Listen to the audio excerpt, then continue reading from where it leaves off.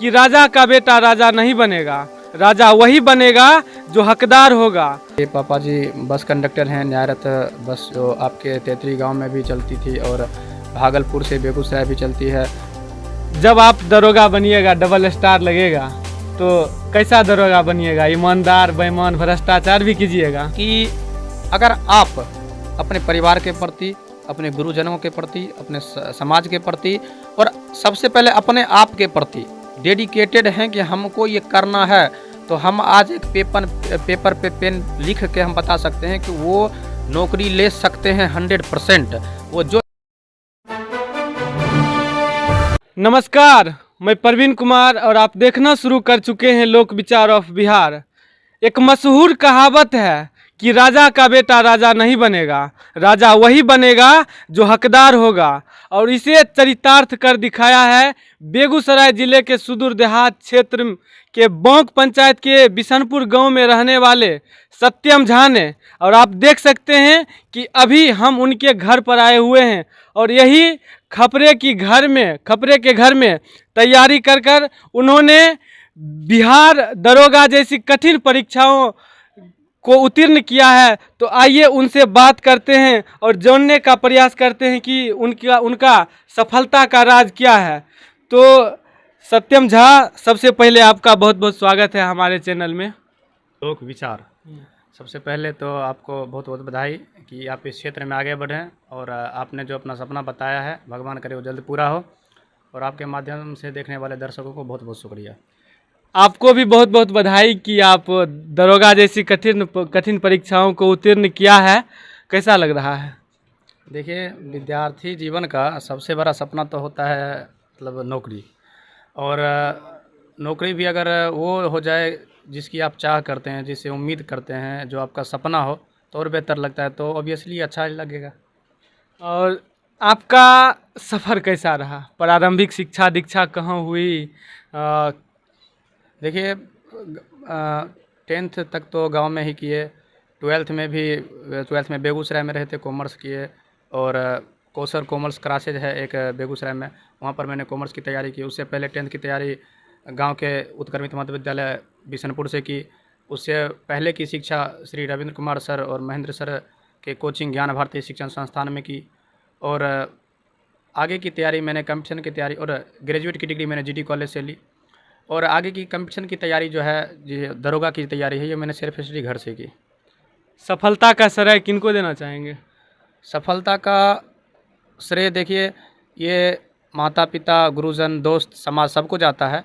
और अगर आप सिर्फ अकेला श्रेय किसी को कहेंगे तो ये संभव तो नहीं है, लेकिन फिर भी इन सबों में सबसे ज़्यादा श्रेय मेरे पापा को जाता है। जब रिजल्ट आया तो आप उस समय क्या कर रहे थे, और जब परिवार वाले को और पिताजी को बताए तो पहला रिएक्शन क्या था? देखिए, रिजल्ट का जब समय आया था तो शायद 14 तारीख 10:35 हो रहा था। तो हम उस टाइम सोने को जा रहे थे, सोने वाले ही थे, नींद अभी लगी ही नहीं थी, लेकिन एक दोस्त का कॉल आया। तो मुझे लगा अभी सर आप लोग हट जाइएगा, लाइट होने दीजिए। मुझे लगा अभी सोना चाहिए, लेकिन कहीं ना कहीं दिमाग में आया ये ऐसे कॉल तो नहीं करते हैं, शायद रिज़ल्ट आ गया है। रिज़ल्ट आया तो उन्होंने बोला, कॉल किया कि मेरा हो गया रिज़ल्ट। तो मन में तो था कि मेरा भी हो ही जाएगा, पहले से भी विश्वास था। लेकिन फिर रिज़ल्ट का PDF मैंने निकाला, अपना रोल नंबर मिलाया और नतीजा आपके सामने है। जब आप तैयारी कर रहे थे तो दरोगा ही बनने का उद्देश्य था या किसी अन्य प्रतियोगी परीक्षा की तैयारी कर रहे थे, और जब दरोगा आया तो इसमें आप भरे और मेहनत की और निकल गया? देखिए, पुलिस में सब जाना, तो पुलिस में सिविल जॉब मतलब सही नहीं लगता हमको, मेरे पर्सनल इच्छा के अनुसार। तो हमको पुलिस लाइन में जाना था। तो पुलिस लाइन की जो सबसे बड़ी तैयारी होती है आपको पता ही होगी, तो उस एग्ज़ाम को फेस करना मेरा लक्ष्य था। और लक्ष्य के बीच में ये एक रास्ता आया है जहाँ पर हम थोड़ा सा अपने आप को रोके हैं। बीच में दरोगा का वैकेंसी आया तो लगा शुरुआत यहीं से की जाए, और मैंने एग्ज़ाम दिया, एग्ज़ाम क्वालिफाई किया। और कई सारे बाधाएं आए बीच में, PT exam, mains exam, physical, merit, और भी बहुत सारी बाधाएं थी। इस सबको क्रॉस करते हुए आज यहाँ तक आए। कैसा है आपका पारिवारिक स्थिति? पिताजी क्या करते हैं? देखिए, पिछले इंटरव्यू में मैंने भी बताया है कि पापा जी बस कंडक्टर हैं। न्यायरत बस जो आपके तेतरी गांव में भी चलती थी और भागलपुर से बेगूसराय भी चलती है। अभी सिलीगुड़ी टू हाजीपुर चलती है, जिसमें मेरे पापा हैं और लगभग 20-25 सालों से कंडक्टर हैं। माता हाउसवाइफ है। कभी आपके जीवन में ऐसा पल आया कि आप लगे हो कि आप टूट गए हैं, अब नहीं होगा, बहुत संघर्ष करना पड़ा हो, चाहे वो फाइनेंशियल रूप से हुआ किसी अन्य रूप से? देखिए, सफ़र चाहे कैसी भी हो, आसान तो नहीं होती। मेरे पापा बस कंडक्टर तो थे, लेकिन कभी उन्होंने मेरी पढ़ाई में या फिर मुझे किसी भी प्रकार की कोई तकलीफ़ नहीं आने दी। चाहे रुपया पैसा हो या किसी भी चीज़ से हो, सबसे ज़्यादा सपोर्टिंग मेरे लाइफ में मेरे पापा रहे हैं। मतलब कभी हमको लगा कि अगर मुझे 2000 रुपये की ज़रूरत अगर हो, तो उन्होंने 4000 उस टाइम दिया है।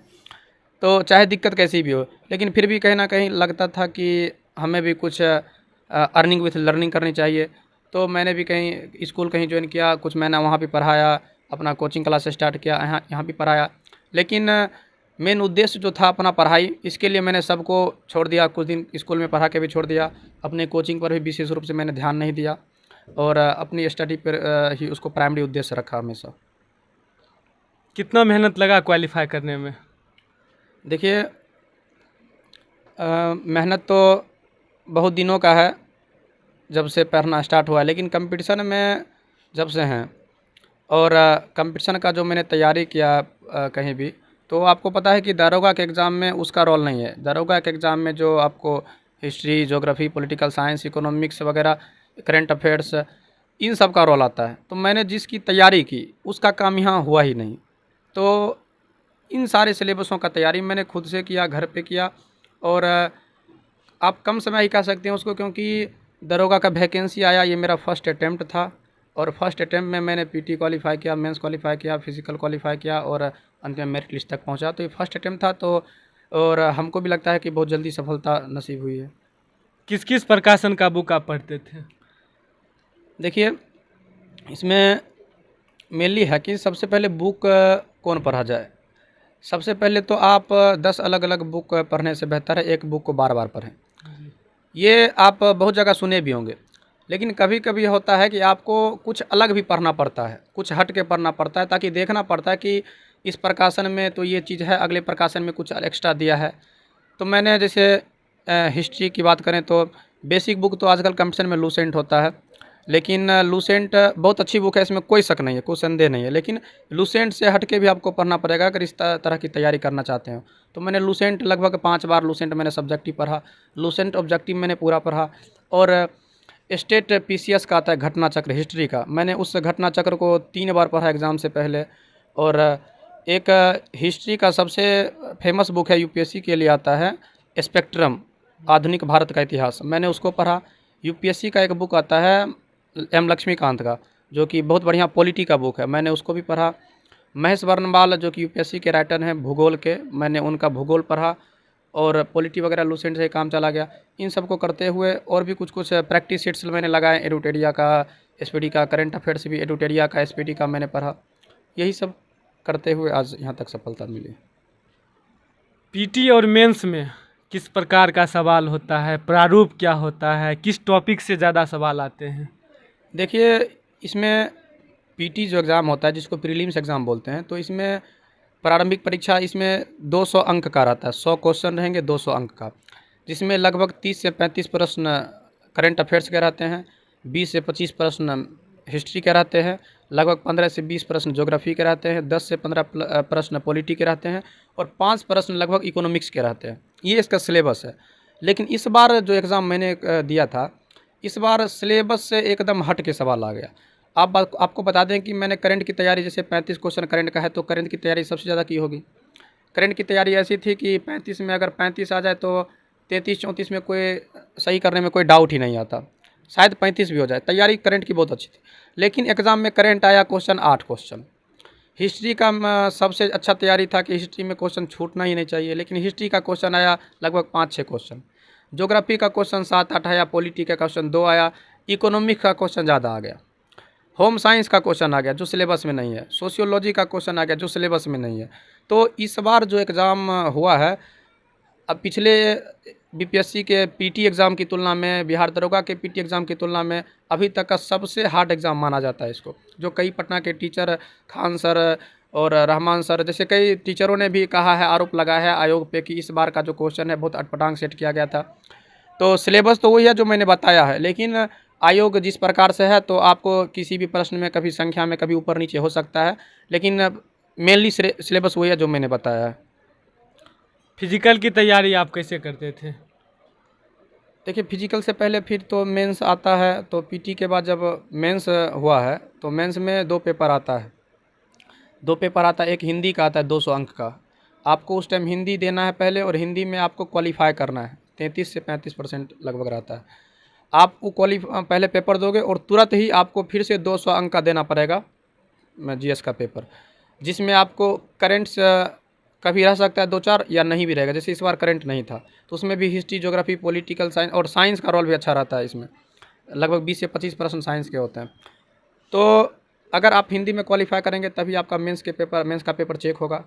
तो दोनों पेपर उसी टाइम देना होता है। दोनों पेपर को देने के बाद जब इसका रिजल्ट आया तो अचानक से 25 से 30 दिन के अंदर फिजिकल का अचानक टाइम दे दिया गया कि आप इतना दिन में आप फिजिकल के लिए आ जाइए, जो कि संभव नहीं था, क्योंकि दरोगा के अभ्यर्थी जो भी होते हैं, जो भी इस टाइप के एग्ज़ाम की तैयारी करते हैं, या तो उनकी एज ज़्यादा होती है या फिर उनका फिजिकली फिट वो ज़्यादा नहीं होते हैं, हेल्दी होते हैं, या फिर बहुत कम ही ऐसे होते हैं जो फिजिकली फिट भी रहते हैं और इस प्रकार के एग्ज़ाम की तैयारी भी कर पाते हैं।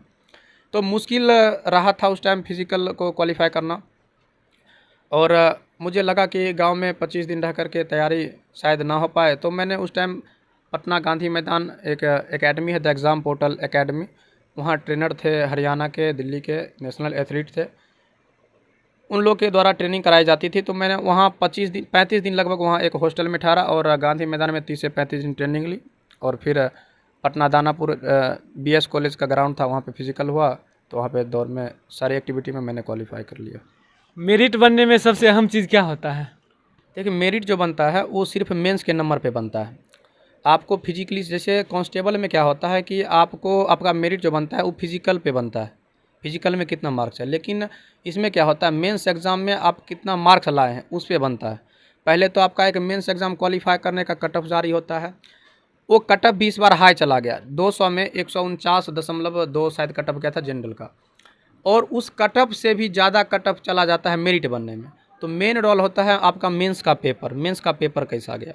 जैसे इस प्रकार 5000 विद्यार्थी लगभग फिजिकल क्वालिफाई किए हैं, तो उसमें से आपको समझ लीजिए 2213 विद्यार्थी सिलेक्शन ले पाए, तो लगभग आधा 50% विद्यार्थी जो इसमें छट गए हैं। तो कहीं ना कहीं उनके मेंस में मार्क्स थोड़ा बहुत 1 नंबर से, पॉइंट नंबर से कहीं ना कहीं चूक हुई होगी, कहीं ना कहीं थोड़ी सी मिस्टेक हुई होगी, जिस वजह से उनका मेरिट नहीं हो पाया होगा। तो अब आपका आगे की रणनीति क्या होगी? यूपीएससी की तरफ जाना चाहेंगे?